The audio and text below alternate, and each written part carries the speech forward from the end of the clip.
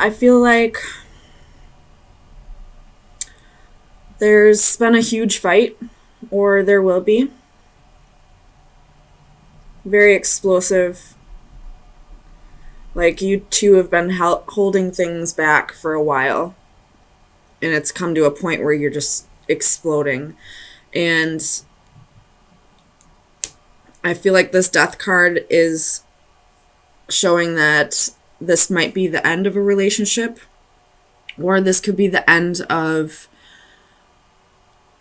the way you used to react.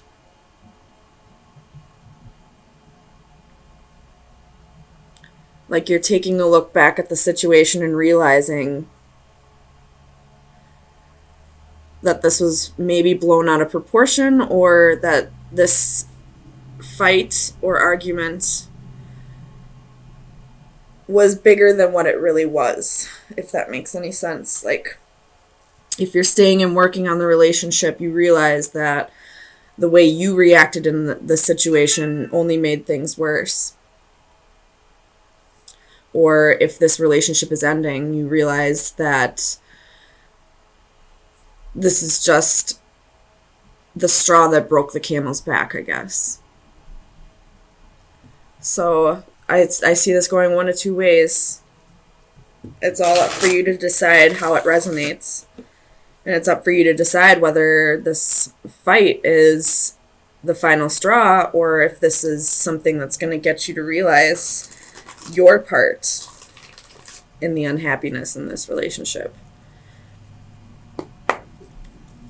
Tell me about this Two of Swords for Sagittarius. Sun, Moon, Rising, and Venus. Two of Swords. Two of Swords. Clarify the Two of Swords.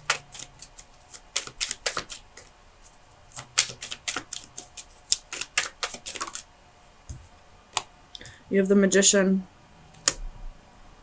So whichever you choose, whether to stay in the relationship and work on things, like genuinely work on them from your point of view, or if you decide that this relationship is over, you're ready for a new start. You're ready to manifest a new start. You're ready to manifest bigger and better, either with this person or without. Tell me about this Knight of Cups for Sagittarius. Sun, Moon, Rising, and Venus. You have the King of Swords reversed. So your partner, I feel like, is this Knight of Cups and King of Swords reversed. He or she wants to offer the love to you, but they're not communicating to you right now. They could be pissed off about the argument. They could be feeling like you don't want them to offer you this love. Maybe they feel like you just want your space right now. But they do have love for you. They're just not communicating that. Tell me about the Seven of Pentacles for Sagittarius. You have three of them. So you have the Five of Wands, the Four of Cups, and the Ace of Swords reversed. So you're really contemplating this right now. This fight has made you come to a turning point. And you're really unsure of what to do. You have the Four of Cups, and this is, contemplating the offer, not turning it down, but not taking it up. You're just thinking about it for now. And then you have the Ace of Swords reversed. This is really confused energy, not sure what to do, not seeing what the correct answer is at this time. And the Seven of Pentacles is, waiting for your harvest, waiting, the Four of Cups and the Seven of Pentacles are both cards of waiting, of, not acting on anything. Tell me about the Strength card for Sagittarius. Sun, Moon, Rising, and Venus. Strength. Justice reversed. So you realize that the way you reacted in the situation was unfair, and now you're trying to tame the beast, so to speak. And the beast could be your pride, your ego, or it could just be that you have a temper and you're realizing that, sometimes you need to learn to ground yourself and balance yourself. And, if you need to step away from the situation, then step away. Take the time that you need to cool down and come back with a clear head. Or this could be, if you are breaking up, the situation was unfair. Whatever this argument was about, it wasn't a balanced argument. This person came at you with something that you feel wasn't just, it wasn't fair. And now you're having the strength to stand up for yourself and set boundaries and tell this person, you're not allowed to treat me this way. And if that means we have to break up, then that means we have to break up. I have to do what's right for me. Tell me about this 9 of Cups for Sagittarius, Sun, Moon, Rising, and Venus. Page of Cups reversed, 2 of Cups reversed. So, if you are staying with this person and you do work on things, I feel like there's a little bit of arrogance and you're maybe a little pride that's keeping you emotionally separated. You're not able to come together and cooperate correctly. If I do feel like this is a separation though, with the Page of Cups and the 2 of Cups reversed and 8 of Cups at the bottom of the deck, I do feel like somebody is going to walk away from the situation because it just isn't it isn't what's right for you at this time. Doesn't mean that this is a permanent separation. This could be just temporary. But whatever this argument is, it may have been over something very minuscule, something very small, but the way you both reacted in the situation said more than the fight itself. Maybe there was a lack of respect for each other on maybe both ends or just one person's end. And that's kind of showing their true colors. Because there are ways of, arguing. Arguing in relationships can be healthy. It's very healthy. But when it becomes this 5 of Wands, where it's explosive and, it could get physical, it could just get verbal where you're screaming at each other. But either way, it's not a healthy argument the way you're arguing.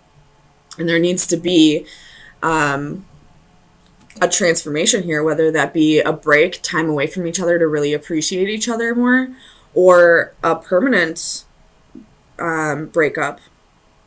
Or if you are staying in this relationship, both of you need to take time for yourselves to really center yourself and think about how you're going to go into this relationship in a more healthy way. Where you're going to both agree to argue in healthy ways. Maybe you're going to go to counseling, both, individual and couple counseling, I feel like would be beneficial if you do want to work on this. Especially like if you are going to couples counseling, make sure you do go to individual counseling as well.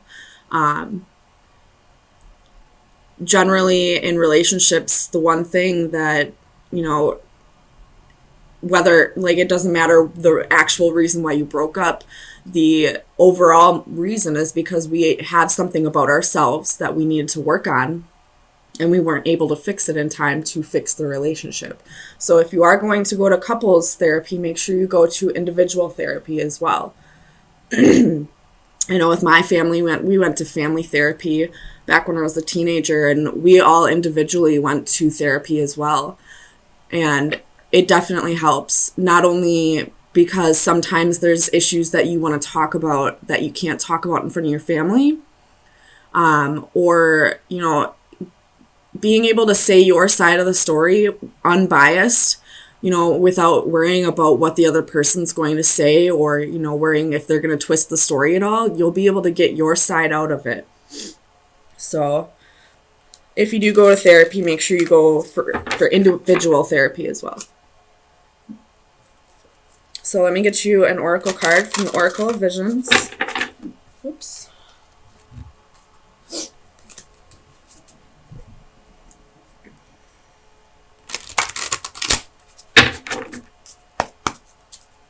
All right. Sagittarius, Sun, Moon, Rising, and Venus. Sagittarius, Sun, Moon, Rising, and Venus. Sagittarius, Sun, Moon, Rising, and Venus. Sagittarius.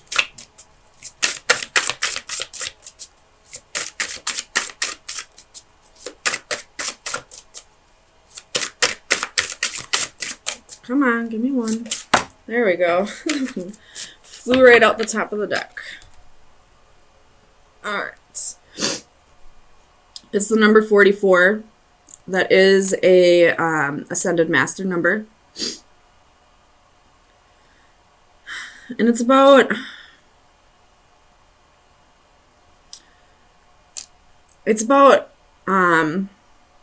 assimilation. If you see in the picture, it's a human, but she's wearing, swan feathers. She's, moving with the swans, becoming one with them. So it's about, adapting and stuff like that. But let me read out of the book for you.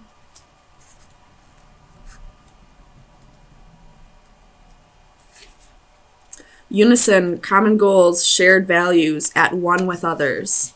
So I feel like this is going to resonate very well with this reading. It is probably not love that makes the world go around, but rather those mutually supportive alliances through which partners recognize their dependence on each other for the achievement of shared and private goals. This card shows us a sense of belonging. We are at one with our surroundings and our relationships with others. We can move together with a common direction and purpose. Our presence is accepted and welcome. A young girl glides effortlessly through a gated lake in the companionship of a group of swans. Their speed and direction in unison, they become of one mind. They symbolize finding new friends or a group who share similar ideas. There is a strong affinity with other like-minded souls. Be wary of becoming just one of many. At some point, their actions, their direction, and their pace may not be yours. Where they are leading may not be the best path for you. So if you are staying in this relationship, really think to yourself, is this person resonating at the same level as me? Do we vibrate at the same level? Can we get to a place of common ground? Whether we disagree or not, can we get to a place where we both want to work on this? If at any point you question that, then that's your truth. If you feel at any point like you just can't find common ground with your significant other, then maybe it's time for a break. And I don't mean jumping from one relationship to another. I don't mean finding somebody who does resonate with you. I mean taking a break for yourself and to really see if where you were resonating before is where you're supposed to be resonating. And, I always feel like once a relationship ends, or if a relationship is in separation, you always need to take that time to find yourself again. Because when you are, I don't know about everybody, but when I was in a relationship or in relationships, I found myself a little confused after, wondering who I am, wondering if I had been doing the right things that were staying true to myself. So I always had to take time after the relationship to find myself again. So if you are breaking up, make sure you don't jump from one relationship to another. Take that time to really find yourself again and see where you stand on things, so that when another partner, or if this old partner comes back in, you know exactly where you stand. You know exactly what your points of view are. You know exactly what will make you happy.